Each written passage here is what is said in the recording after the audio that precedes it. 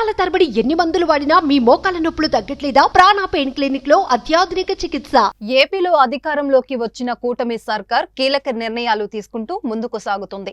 మేనిఫెస్టోలో ఇచ్చిన హామీలను అమలు చేయడంతో పాటు పెండింగ్ లో ఉన్న ప్రాజెక్టులను పట్టాలెక్కిస్తున్నారు చంద్రబాబు.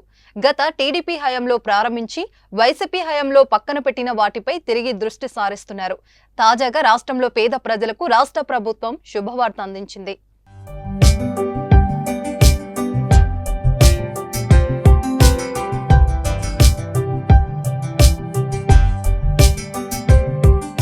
టీడీపీ ప్రభుత్వం 2014 నుంచి 19 మధ్య 3.14 లక్షల టిడ్కో గృహాల నిర్మాణాలను చేపట్టింది. అయితే 2019 అధికారంలోకి వచ్చిన వైసీపీ వాటిలో 52,000 ఇళ్లను రద్దు చేసింది. వీటిలో 2.62 లక్షల ఇళ్లను పూర్తి చేస్తామని చెప్పగా ఎన్నికల సమయానికి 1.45 లక్షల ఇళ్లనే లబ్ధిదారులకు అప్పగించింది. మిగిలిన 1.17 లక్షల గృహాలను పూర్తి చేయాల్సి ఉంది. దీంతో వాటిని తొందరగా పూర్తి చేయాలని ప్రభుత్వం నిర్ణయించింది. కేవలం 4 నుంచి 5 నెలల్లో లబ్ధిదారులకు అందించాలని భావిస్తుంది.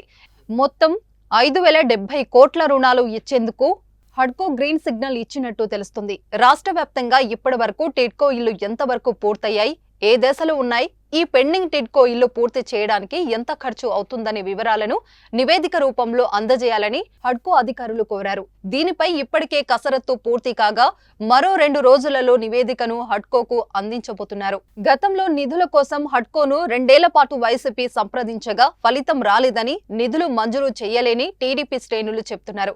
కానీ ఎన్నికల తర్వాత ఎన్డీఏ ప్రభుత్వం అధికారంలోకి రావడంతో తిరిగి అధికారులు హడ్కోతో సంప్రదింపులు జరపగా రుణాలు ఇచ్చేందుకు ముందుకు రావడం చంద్రబాబుపై ఉన్న నమ్మకమంటుంది టీడీపీ.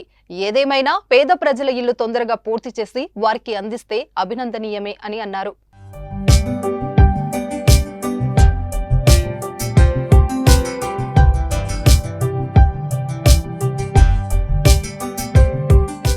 సుమన్ టీవీలో మీ పర్సనల్ అండ్ బిజినెస్ ప్రమోషన్స్ కోసం కింది నెంబర్కి కాంటాక్ట్ చేయండి.